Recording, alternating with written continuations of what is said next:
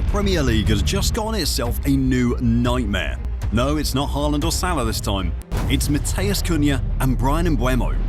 Two players who know this league inside out. Two players who don't just create problems, they are the problem. But how good are they? And how much havoc can they cause? Well, let's talk about that. Last season was one of the worst we've seen from Man United in a long time. Think about this. They went 2 whole months without a league win. 2 months. For a club the size of United, that's almost unthinkable.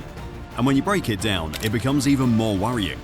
Outside of picking up points against teams that were basically on their way to relegation, United managed just 1 win in the last 17 Premier League matches. That tells you all you need to know about how poor they were.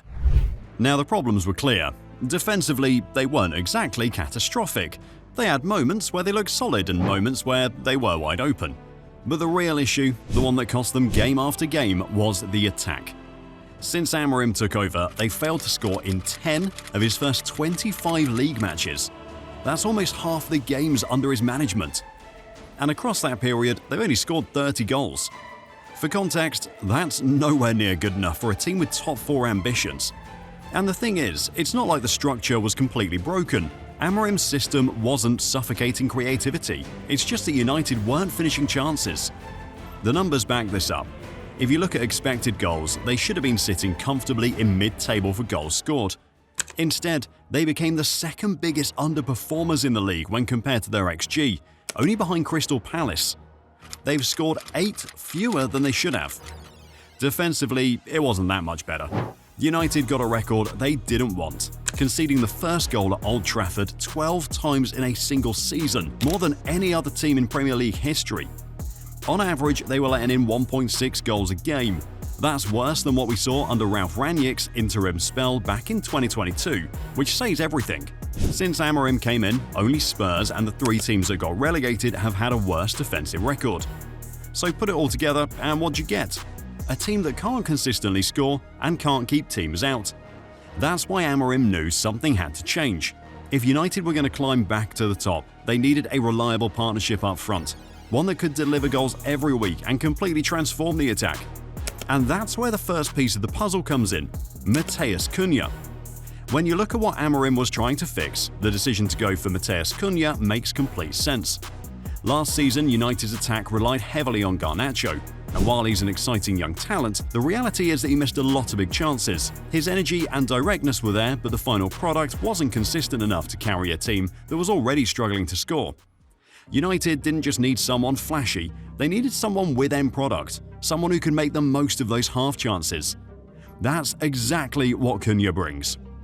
At Wolves, Cunha put together one of his best attacking seasons of his career, 17 goals and 6 assists. That's not a small number for a player outside the so-called Big Six. He was their focal point, their link-up man, and their finisher. What stands out about him is not just the goals, but how he gets them. He's not the kind of forward who just waits in the box. He moves across the front line, drops deep, drifts left, drifts right. Basically, he creates problems everywhere. And that's exactly what we saw in his first game for United against Arsenal. Amorim used him centrally, but he didn't stick to the role of a traditional number 9. He floated out wide, especially to the left, and when he did, you could see how comfortable he was carrying the ball forward. His press resistance stood out. Arsenal pressed aggressively, but Cunha could hold off challenges, keep the ball and progress play.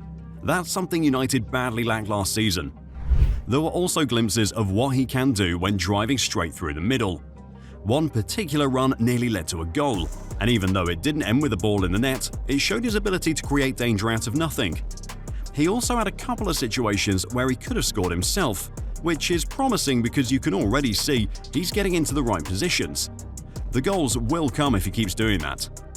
Another key point is balance. United now have a proper option on the left with Mount available as cover there. That means Cunha won't be forced to play every minute or be run into the ground. Managing his workload will be crucial because when he's fresh, he's a constant threat. So with Cunha, United finally have a forward who can both create and finish. He solves part of the attacking problem by offering versatility, movement, and goals. But Amorim knew one piece wasn't enough. To build a front line that can compete with the best, United needed a second weapon, and that's where Bryan Mbeumo comes in. If Cunha was the first step in fixing United's attack, then Bryan Mbeumo is the signing that changes everything. And here's why. Last season, United had Amad playing off the right. He was good, no doubt. Technically sharp, full of energy, and he gave the team something different. But the truth is, good wasn't enough. United didn't just need another tricky winger, they needed a consistent goalscorer, someone who could deliver numbers week after week, and that's where Mbeumo fits perfectly. Mbeumo isn't just another winger, he's Premier League proven. Last season, he finished as the 4th highest goalscorer in the league, and he did it playing for Brentford, a team that doesn't dominate possession or create endless chances. That tells you straight away that he knows how to make the most of limited opportunities. He doesn't need 10 shots to score. Give him 2 or 3 and he'll find the net. What makes him so valuable though isn't just the goals, it's the way he plays. He's versatile, just like Cunha. He can operate on the right, drift centrally, or even play as a second striker if the system needs it. He's direct, strong on the ball, and always looking to attack space. His pressing work is excellent too. Brentford built a lot of their success on pressing high and forcing turnovers, and Mbeumo was a huge part of that. That's a skill set Amorim will love, because it fits directly into the way he wants United to play. The difference between Mbeumo and someone like Amad is simple: end product. Amad can create moments, but Mbeumo produces goals, and that's exactly what United lacked last season. They were creating chances, but finishing nowhere near enough of them. By adding Mbeumo, they're not just adding another winger, they're adding someone who already knows how to score consistently in this league. That makes him a threat from day one, not a project that will need years to develop. And the best part? He's not coming into United to prove he can score goals, he's already shown it. He's walking in as a goal scorer, as someone who can be relied on straight away. For a team that underperformed their XG so badly last season, that's exactly the type of profile they need. So now, when you look at the bigger picture, you've got Cunha on one side offering versatility, pressing and creativity, and Mbeumo on the other side bringing ruthless finishing and reliability. That's not just an improvement, that's the foundation of a new attack. And this leads us straight into the bigger question. What does this mean for Amorim's strategy, and how dangerous can this duo make United? When you take a step back and look at these moves together, you start to see what Amorim is trying to build at Man United. It's not just about signing good players, it's bringing in Premier League proven players who can make an immediate difference. That's an important shift because for years, United has gambled on raw talents or expensive imports that needed time to adapt. This time, Amorim went for 2 attackers who already know the league, who already have numbers, who can slot straight into his system without hesitation. The strategy makes sense when you think about last season. United were second worst in terms of underperforming their XG. They couldn't convert chances and they kept giving up early goals. That combination made them predictable and easy to beat. So Amorim focused on fixing the most important thing first: goals. With Cunha and Mbeumo, he has 2 players who both score and create, but in completely different ways. Cunha gives you versatility. He can stretch defenses by drifting wide, he can drop deep to link plays, and he can drive at the heart of teams when needed. He adds unpredictability. Mbeumo, on the other hand, gives you consistency. He's reliable in front of goal, he times his runs well, and he thrives in transition moments. When you put those profiles together, you suddenly have a front line that can score in different ways, and that's something United desperately lacked. Last season, United's attack felt disjointed. Too much of the load was on Garnacho, Højlund, or Bruno trying to force moments out of nowhere. Now with Cunha and Mbeumo, the threat is spread. Defenders can't just double up on one side and cut off United's main outlet. Every area of the final third has a player who can hurt you. That kind of variety doesn't just improve the attack, it makes the whole team harder to play against. And let's not ignore the mentality side. By targeting players who've already thrived in the Premier League, Amorim is raising the floor of this squad. There's less risk of adaptation struggles or wasted potential. He's not just planning for a future project, he's building a team that can compete right now. So, when you look at the bigger picture, this isn't just 2 good signings, it's the start of a clear strategy that could push United back into being a serious force.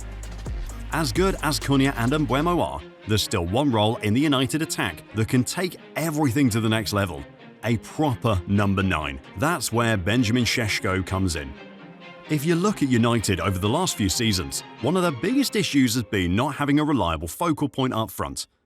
They have tried to make do with players who could fill the role in moments, but no one has consistently carried that responsibility. Šeško changes that. He's tall, physical, and can hold the ball up, but he's not a target man. He's mobile, he can press, and he's sharp in the box. Having a striker like that makes the game so much easier for the players around him. Cunha doesn't have to constantly drop in and play as a false nine. And Mbeumo doesn't have to overcompensate with runs inside. Everyone gets to play their natural game. We already saw a glimpse of this in the Arsenal match. Šeško's presence gave United a proper reference point up front. Defenders had to respect his positioning, which opened up space for Cunha to drift left and carry the ball, and for Mbeumo to attack from the right. The movement between the three was fluid. Šeško central, Cunha floating, and Mbeumo making those direct runs. It looked like the foundation of a partnership that could genuinely trouble any defense in the league, and the potential here is massive. With Šeško anchoring the line, Cunha linking play and driving forward, and Mbeumo finishing chances on the other side, United finally have the makings of a balanced, modern front three. It's not just talent, it's complementary profiles. That's the difference. Each of them offers something the other two don't, and when you put it all together, it becomes very difficult to stop. So with Šeško added to the mix, United's attack isn't just improved, it looks complete. When you put all of this together, it's clear what Amorim has built, and why the Premier League has a problem on its hands. Last season, Man United looked lost. They couldn't score, they couldn't defend, and they had no identity in attack. Fast forward to now, and suddenly you've got Cunha bringing versatility and progression, Mbeumo adding ruthless end product, and Šeško attacking as the anchor up front. That's a front line with balance, variety, and most importantly, goals. But what do you think? Can this new duo cause havoc in the Premier League? Well, let me know in the comments, and don't forget to subscribe to the channel and check out our last video. Thank you.